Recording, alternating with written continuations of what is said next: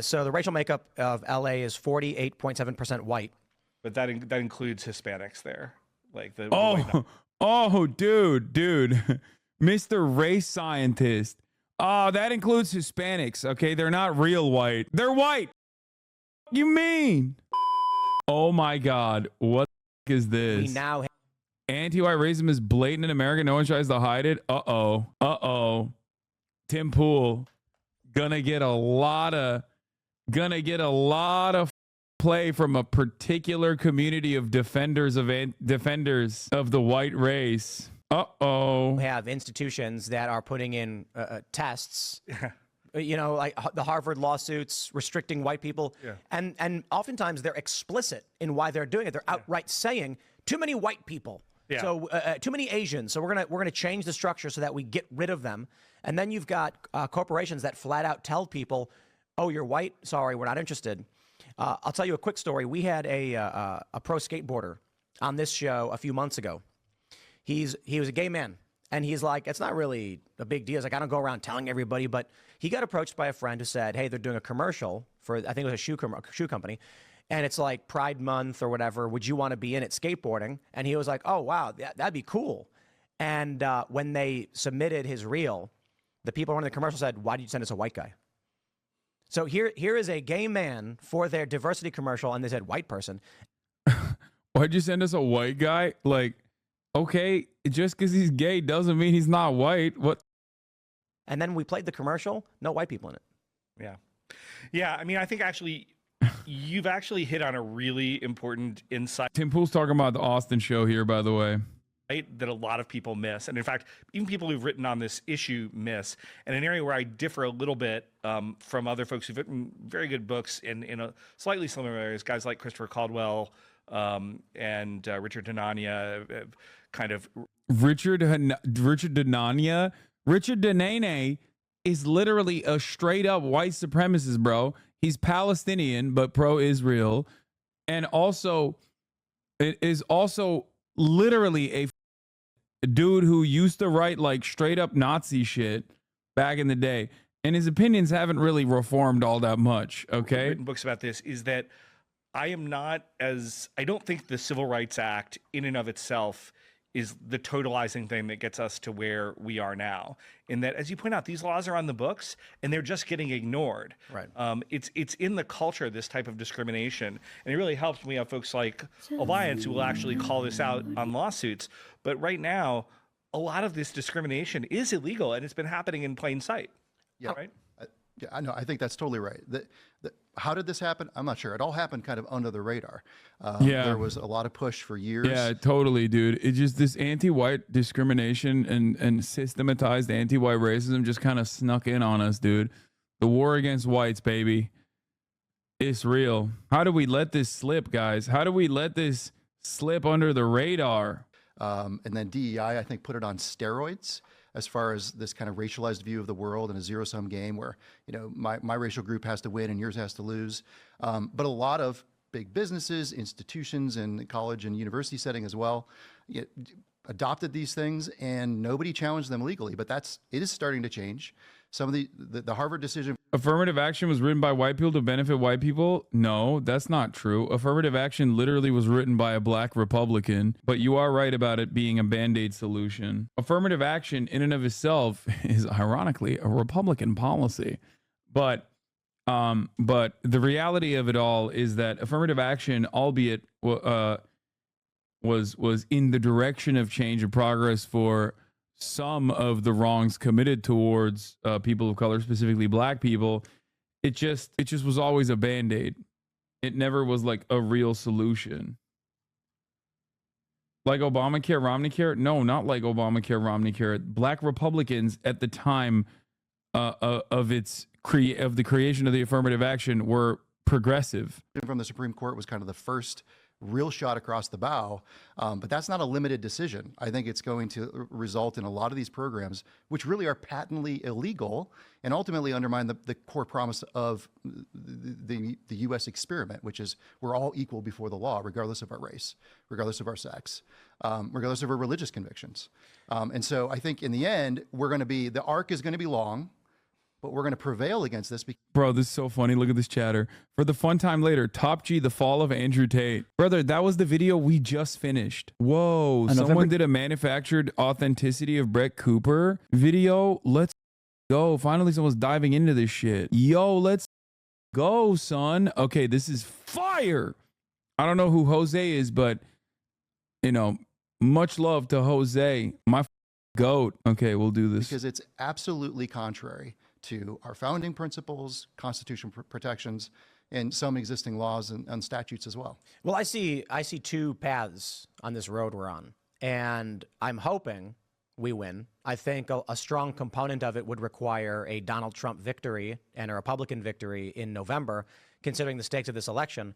But I feel that if I would predict if we were to see a Democrat victory, you're likely going to see the expansion of this as what is written. Yeah.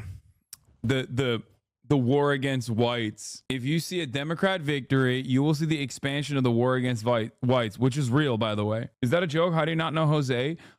Chatter, I think you have to remember, I don't really watch a lot of YouTube. Like, I don't have a lot of time. And all the YouTube that I watch on the show. So sometimes if I don't really know a content creator personally, even if they're dope, I often will stray away from watching their YouTube videos. And because, like, I don't want to upset them. I don't want to frustrate them. I don't want them to be like, oh, why'd you react to my YouTube video? But usually outside of the 9 hours that I'm live every day, I often don't look at YouTube videos, which is further testament to the whole pre-watched allegations are being faulty. Fringe ass. Lord Gandhi 420. Blaze it, Gandhi. Down in law is completely meaningless. You know, people point out, Donald Trump, he just got convicted in a court of law. Yeah. It's a jury. What would be a good modern progressive version of affirmative action? It would be a world where affirmative action isn't a necessity at all, not even a band-aid, because there would be no open wound to put a band-aid over. What I mean by this is a world where there is true material equality, a world where, like, the equality of opportunity principle that Americans love repeating is real. That would require reparations for the black communities specifically, okay, for the harm committed to them by the virtue of the color of their skin, whether it be redlining, whether it be lack of adequate funding for their schools, lack of adequate funding for their social safety nets in general, trying to solve this material inequality that festers in modern American society. And then there would be no need for reparations. The abolition of legacy admission too, obviously, that's another thing. And having a real system that values in a very holistic way all of the characteristics and qualities that a student brings to the table when making the assessment on whether or not someone is worthy of going to a particular college. Beyond that, I would say obviously free college education is a must too. Reparations will make race relations worse. Yeah, dude, racist people get real mad that black people get money. Oops, what are we going to do? You asked me what must be done, what would be the best possible way out of this, and I'm telling you what is just. I'm not telling you what is permissible, what is possible. I'm telling you what is just. This would be the beginning stages of justice, okay? But I do love that I can't even explain a hypothetical or a possible different way out of this unequal structure, this unjust structure, without some dumbass lib chirping, dude. Just freaking chirping and being like, nope, no way, Jose. They agreed, and it's like, well, yes, in the Soviet Union, they had trials as well. No one takes them seriously. When we're looking at corporations that are outright telling people we won't hire you based on race, this happened to me, actually. Sort of. So I worked for a company called Fusion. They were hosting a big event with presidential candidates. I was one of their top paid correspondents. I am also a mixed race person. And news went out about the event they were doing and the hosts they had brought on to do it. And it was their top correspondents plus one outside contractor who was black. And so I'm like, hey, man, look, you don't got to come and ask me to do anything. Let me do my thing. Pay me my money. But I did ask the president of the company. I was like, couldn't help but notice you brought in all of the top paid correspondents and then a contractor, and then I'm not invited. And he said, "You look too white." Just straight up, he said, "You look too white." And I was like, "Well, I'm a mixed race person." And he was like, "Yeah, but you know that doesn't matter." And I was like, "All right, well, at least he was straight up with me."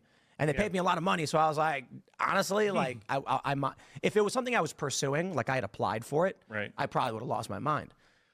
Well, it's interesting, Tim, and I think your experience is really similar. And I was one of the first interviews I did about this book with was Charlie Kirk, and Charlie, I thought, had something really interesting to say anecdotally because he talks to such a broad swath of people in the conservative movement. Yeah, no, Charlie talks to a diverse, broad swath of people in the conservative movement. You know, you got like super rich white guys, and then you got like moderately wealthy white guys. I mean, he's got all different kinds of guys that he talks to. All of them are racist. Okay, even the minority populations represented in the broader conservative movement, most of them are wealthy. All of them are definitely racist. Okay. Movement. He says, when I talk with my older donors and folks like that, and they say, you know, I start talking about anti-white racism, they kind of freak out. They're like, oh, you know, can we even say that? Is that bad? Is that? Yeah, because they're not as groped up, especially because the older people he talks to are literally not as invested in like the, here's why that happens.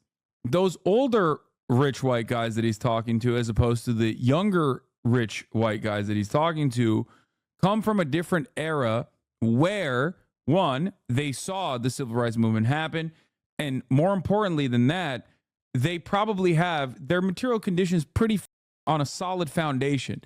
They're going to die soon. They already have money. They have disposable income. Their situation is not dire. Whereas younger people that Charlie Kirk talks to are coming into the workforce that is dramatically different, coming into an economic situation that is dramatically different. It is incredibly volatile. Okay? And that volatility causes people to be way more unhinged. That volatility causes younger generations to look for alternative reasons. Now, because of that endless seeking of answers, people will either look at like capitalism and the structures that bind us, the economic organization of society as it stands, the global economic order, or they look to other things. If you're a liberal, if you are a conservative, you have this idealistic notion that capitalism might have its faults, but ultimately it's like pretty good, and the alternative is much, much scarier. So clearly it can't be capitalism. It has to be some other shit. What is the other? Oh, it's these marginal aesthetic choices that corporations make in terms of trying to showcase how progressive they are. And that's precisely the reason why I think younger Republicans are like way more roped up than even the older Republicans are. This doesn't mean that older Republicans aren't racist. Of course they are. Having said that, however, there is definitely a momentum among younger Republicans towards, like, you know, I would say a warmer reception towards dangerous fascist ideology. Make us racist. Whereas when I go on college campuses and I talk to young people about this, like young white people, they're like, yeah, this is the biggest issue we're facing. You know, thank you so much for raising it. So I think there's also a generation gap here where a lot of old people or older people, even people like me or middle-aged, my generation, don't understand how bad it's gotten for younger people trying to make their way in the world right now on some of this stuff. Yeah. I mean, are you guys seeing more and more lawsuits or more and more requests for lawsuits? They're literally describing everything that I just mentioned. No, they're not lying, dude. The situation for younger generations, our generation and younger, the economic situation is dire, okay? It is. I'm 32 years old. I'm about to be 33. Anyone that's younger than me is in an infinitely more predicament than myself. Like 75% of the wealth in this country is in the hands of the boomers, okay? Think about that. There has been no income redistribution, no wealth distribution in this country as a direct consequence of tax cuts. Over and over and over again. The wealth is trapped up there, okay? It's crazy, brother. It is actually crazy. Yeah, obviously, when you're in that situation, When you're in that situation, the situation looks pretty dire to you, and that spells that spells trouble. It creates economic uncertainty. It creates fear and anxiety amongst the younger populations, and that creates a perfect environment for people to get swept up in a frenzy and start believing that it must be, I don't know, marginalized people that are at fault, that you are not getting what you are due. You are not getting the American dream. Do you get what I'm saying? There are more lawsuits being filed on the overreach of DEI now than there ever has been. I think the floodgates really opened with the Harvard decision from the Supreme Court a couple sessions ago. And so, I was just looking at an opinion the other day coming out of the 11th Circuit Court of Appeals, where a program that has race preferences built into financial awards, Is it though? Don't more college graduates make like 80K? Yeah, 80K at a time when things are incredibly expensive, especially housing, especially healthcare, especially the college education itself that you just paid for. Those are like the three major sectors that have become unimaginably unaffordable. Okay? That's the problem. You're making 80K, but you live in Los Angeles where you're dumping, or any major market that you can get a job for 80K starting salary implies that you are probably in a housing market that is unsustainable. You're probably dumping half of your paycheck, if not more, into rent. Okay? On top of that, a shit ton of that paycheck is going to go back immediately to paying off your student loans because college education costs have gotten out of control. God forbid you get into a healthcare situation, you get into an accident, then you're completely so 80K doesn't necessarily mean 80K anymore. Do you see what I'm saying? So people think like, oh, what are you talking about? Like our wealth has grown dramatically. People are making a lot of money, blah, blah, blah. And it's like, not necessarily. Not really. And you also forget that you're getting 80K, dumping it into rent. Who's paying? Who's taking the money from your pockets? Is boomers. Boomers. If you're making 80K a year and you think that shit's good, boomers have millions of dollars in their savings account, some of which is directly tied back to the real estate market. All of that looks really good when you think about the GDP. There's just a lot more money circulating around in the American economy. So as far as numbers on the board, yeah, we look so much wealthier. We look so much wealthier than every other nation. And in many instances, in many respects, we are. It's just that money is not necessarily improving your living conditions beyond regular technological advancements improving your material conditions. Because obviously, the great expansion of technological advancements does definitely make a lot of quality of life adjustments in the positive direction. It's just that beyond that, things should be so much better right now. If you look back at economists that looked to the future way back in the day, maybe 100 years ago, it would have been unimaginable to think that people in the Western world would be working this long every week. This many hours was seen as like an insane prospect, especially with automation. Think about how much more output you are responsible for as a regular worker because you're on your phone and you can do all this shit. Things that you normally previously could only do on a computer. And even before the mass production of computers, people were working, people were still typing shit up, people were sending each other memos that they wrote by hand or by a typewriter. That is a genuine boon in productivity. And yet, none of the extra revenue that you are able to generate, that your corporations are able to generate, ever came back to you in the form of less hours worked or more pay for the amount of time that you put in. That's something you have to think about. That is why we always say, that is why at least Marxists look at productivity increases and recognize that wages have remained stagnant, especially in comparison to the skyrocketing of productivity in this country. In all countries, really. This is not a problem just in the United States of America. It's a problem across the board. It's gotten to such it's become such a dire predicament that people are literally anti-technological innovation. We have become, ironically, the Luddites weren't wrong in this assessment. We've become Luddites, which wasn't necessarily a negative thing in general, but they too abhorred technological advancements because what they thought was it spelled trouble for the prospect of workers. And that's what we are right now. We are a nation of Luddites because we understandably look at technological innovation in the form of like AI, for example, and we see that as a mechanism of displacement. We worry that AI is going to displace the existing labor force, going to kick us out of jobs.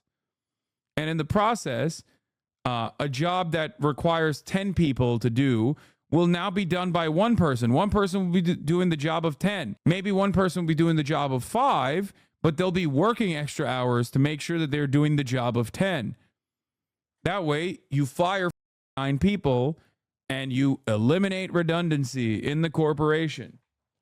That's how it works. The court said this violates federal law against race-based contracting decisions. Another decision came out recently that struck down a federal program and the racial preferences they have for minority-owned businesses. And so basically, if you fell into certain racial categories or ethnic categories, you got favored preferential treatment under the program. And they said that violates the fundamental principle of equal protection for the law. So I do think that a lot of this stuff exists.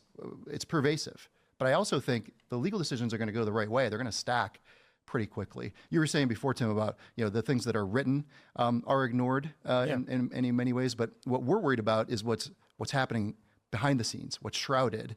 And one of the things that we're working on is the way in which the federal government is taking kind of the secrecy that's allowed within the banking system and using it and weaponizing that against people, totally legal businesses, weaponizing it against people for their constitutionally protected activities like speech and religion.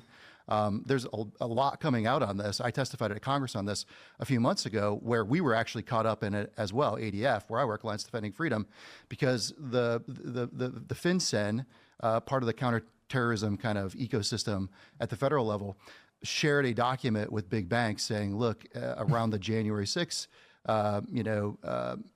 activities, we want you to look for people who could be domestic violent terrorists. And they said, here's a list of hate groups, so-called hate groups, which is put out by all these far left activists. We're on it. Lots of other Christian organizations are as well. And they're like, these organizations are, domestic violent extremists, or at least could be, and people who donate to them could be. And they're asking big banks to scour their records for people who give donations to groups like us, who use terms like MAGA or Trump or shopped at Dick's Sporting Goods or Cabela's. Like this is really alarming stuff. So it's a whole government problem. Yeah. And there's a lot of manipulation of the kind of legal apparatus, especially the counterterrorism and criminal divisions in the federal government, to harm people's First Amendment rights. And so that's a real concern. And I think it's all part of the same package. Yeah. And I think maybe part of the reason I'm a little less optimistic, and I mean, if I were totally pessimistic, I wouldn't have written the book, because I think there are things we can do. But I'm a little less optimistic because I think a lot of these things that we're doing to challenge the law are only as good as the people we have who are enforcing them. And so by that, what do I mean? You just touched on the Harvard Supreme Court decision, which says affirmative action is illegal in universities. So Missouri has a really excellent forward-looking attorney general. As soon as that happens, he cancels $16 million worth of race-based scholarships in the state. But I don't think any other state AG did it, right? Because nobody actually stepped forward and said, aha, I'm going to go use this. And then the kind of real black pill, if you will, is to look at California. So California has now twice at the ballot box outlawed affirmative action by race in its universities. If you look at the statistics for admission, if you really squint, Greg Doucette responded. Fun time of my life. It was so bad that when I had sexy time, I couldn't even finish. I kept thinking about, what have I done to my life? Bro, what are you talking about? This is about how he couldn't ejaculate. You liar. I got excited. I got so hype. You're a hypocrite. Hasanabi didn't bang, by the way. A police department staged a school shooting with zero warning to a classroom. Real brain dead thumbs. Dude, less than average Joe. You're still being annoying, okay? Just take an hour off. You're just being annoying every day. Please Please stop. You can maybe see a little bit of effect that outlawing has had, Right. but it ain't much. This was that was funny. So I'm not gonna lie. I've like, what was this video on you about? It's about how I'm a hypocrite because I made fun of the way he looks. Okay, listen to me. Listen to me. Listen to me. There's only so much I can take of like a bunch of old ass divorced dads sitting around chirping about how white guys are under attack, white people are under attack. Get to the fun shit, okay? Give me something more than just like, oh, in all my times of working at the federal agencies, I saw white people under attack and I did nothing. It's like, all right, pussy, you should have done something about it then. So this you're referring to, I think this was what 4 or 5 years ago. They had an attempt to amend the Constitution of California to allow them to discriminate on the basis of race, Right. in public contracting and education. Yeah. I remember I had a conversation with a friend of mine who's like, excuse me, like a woke LA actress, and I saw that she had posted in favor of it, and so I immediately texted her and then ended up with a phone call, and I was like, so why do you think people should be allowed to discriminate against people based on their race? And she was like, well, no, this is to help, minorities. Exactly. And I said, what's like the population breakdown of California? Like what are the racial demographics? Let's pull this one up. I think whites are like 38% or something, so they're a minority. So 40% are Latino, 35% are white, 15 are Asian, Pacific Islander, 5% are black. And I was like, No wonder California is awesome, bro. Holy for all of its faults and failures. Jesus Christ, thank God for diversity. Jesus, Lord mercy. I'm doing my part, okay, by making California more diverse, being a part of the minority, okay, the white minority. I'm here, baby. I'm doing justice to the whites. what's the breakdown? And then actually, let's do this. Los Angeles. I was like, so the racial makeup of LA is 48.7% white.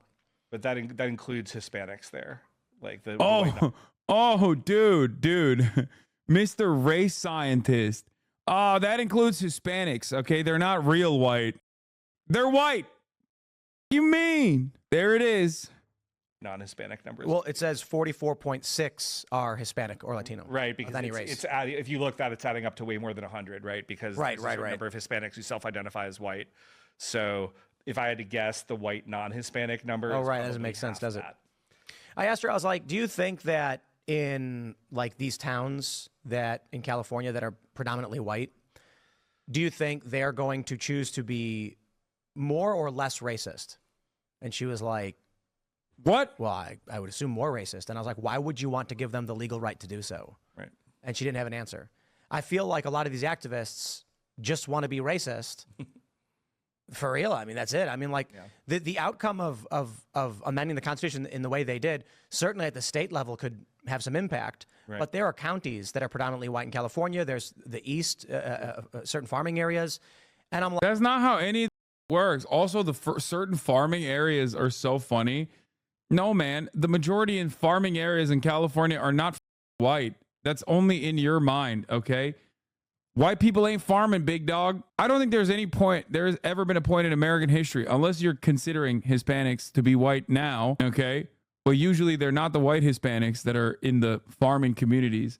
But beyond that, dude, the notion that like, white people are farming out there is so silly. like the reality is, I think if California changed the amendment, these overwhelmingly white areas would not implement racial laws to protect white people. Right. The other counties that aren't predominantly white would absolutely pass laws to harm white people. Right. Well, the interesting thing on that ballot initiative in California was every politician in the state endorsed, at least all the Democrats did, which is everybody who has office. They outspent the proponents about 30-1 or something preposterous, and everybody thought that they were going to win. And they lost 56-44 while Biden was carrying the state with 63%. So I think the good news is that actually racially discriminating is sort of unpopular in America, at least when you sort of expose it to light. But the bad news is there's a lot of this stuff, and as you point out, a lot of this is coming out behind the scenes. And so, I think part of what I'm trying to do in the unprotected class is just to shine a light on it. to say, hey, this is going on. According to the 2022 USDA Census of Agriculture, 95% of farm producers in the United States are white, which is about 3.2 million people. Yeah, that probably does not factor in migrant workers, which, let's see, farm workers, demographics. You said farm producers too, but let's see. Demographics from the National Center for Farm Worker Health, also from 2022. 2.9 million agricultural workers in the United States. They travel throughout the United States working as the backbone for the trillion-dollar agricultural industry. The majority, 70% of agricultural workers were foreign-born. 63% of all agricultural workers were born in Mexico. 42% of Mexican-born workers were from traditional sending states of West Central Mexico. 30% were born in the U.S. or Puerto Rico. 66% of crop workers were male and 34% were female. The majority, 78% of agricultural workers self-identify as Hispanic. 32% of U.S.-born agricultural workers identify as Hispanic. Unless you're talking about the farm owners, that is not true. The majority, 62% of agricultural workers, reported that they were most comfortable conversing in Spanish. Many who are considered farmers do not do the majority of the labor. There's a lot of jargon around agricultural workers and their demographics to suggest a higher amount of white people in the labor force. Yeah. Size and composition of U.S. agricultural force. In the 1950s, the number of farm workers was totaling 10 million. By 2000s, that had whittled down to 4 million, less than 4 million, 3 million. The U.S. agricultural workforce is long considered a mixture of two groups of workers. One, self-employed farm operators and their family members, and two, hired workers. Both types of employment were in long-term decline from 1950 to 1990 as mechanization contributed to the rising agricultural productivity, reducing the need for labor. Since 90, employment levels have stabilized. The reduction in self-employment and family labor through the 1990s was more rapid than the decline in hired labor. Hired farm workers make up less than 1% of all U.S. wage and salary workers, but play an essential role in U.S. agriculture. Does that make sense to late night last night or no? So I don't know where you're getting that number from, unless white just simply means like we now have any, all. But the bad news is there's a lot of this stuff, and as you point out, a lot of this is coming out behind the scenes. And so, I think part of some people is, I think some of them like to be super intellectually purist and say, it's just the Civil Rights Act. It was really horrible. My view is the Civil Rights Act of 1964 was a response to real problems that were existing. I mean, there was segregation, there was racism, things had been improving, but it was not an unreasonable, it was a blunt instrument to solve a very real problem. And I think it turned out to be too blunt. It took away too many freedoms over the long term. And even more importantly, the deep state / administrative state and future really dubious Supreme Court rulings and other things built on this and took it way away from what I think everybody would have wanted it to be in 1964. But having said that, I don't think you can tell this story without discussing the act. I don't think a lot of this happens without the Civil Rights Act of 1964. And I think without seriously amending our civil rights laws, I don't think we can fix fully some of these problems. But I also think that the left has made a calculated decision that they can, at least for right now, the best way to drive their agenda is through a lens of discrimination. So they have co-opted a lot of good laws, like the Civil Rights Act of 1964 and other state and local laws that are really meant to be shields to protect people from discrimination based on immutable characteristics that they have no control over and they shouldn't be deprived of jobs or other things because of, and they've decided to drive, an agenda through that and essentially say there's a point of view or a perspective that you need to bend the knee to, and if you don't, we're going to use this as a sword instead to harm you, to run you out of business, to litigate and make and Oh, okay. This chatter actually sent a really good and valuable description, but got blasted by Fossabot for typing up a goddamn essay in the chat. What is it? PRzer. I was kind of on the, I was right. Producer in the United States agricultural policy is generally thought of as a farm operator. However, given the sometimes complex ownership and rental agreements of today's farms, the 2002 Farm Bill defines a producer for purposes of farm program benefits as an owner, operator, landlord, tenant, or sharecropper that shares in the risk of producing a crop that is entitled to a share of the crop produced on the farm, according to Wikipedia. So farm producers, 97% of the farm producers are white. as in like the owners of the farms are white, whereas close to 70% of the workers on the farms are immigrant-born, foreign-born, many of them specifically Latin American, Latino, Hispanic. 69% of hired farm workers interviewed in the fiscal years between 2015 and 2016 were born in Mexico. 24% were born in the United States.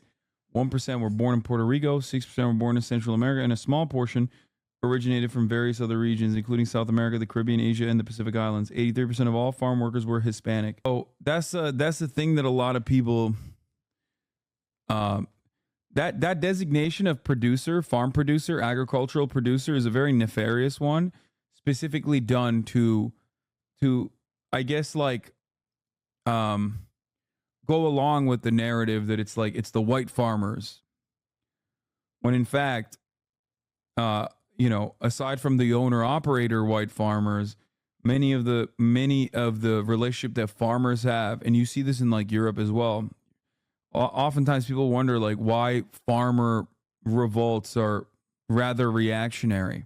It's because they're operating along class interests. They're capital owners. Vexatiously and make your life miserable. Our clients deal with this all the time. You know, we represented Jack Phillips from Masterpiece Cake Shop at the U.S. Supreme Court. We won that decision 7-2 back in 2017.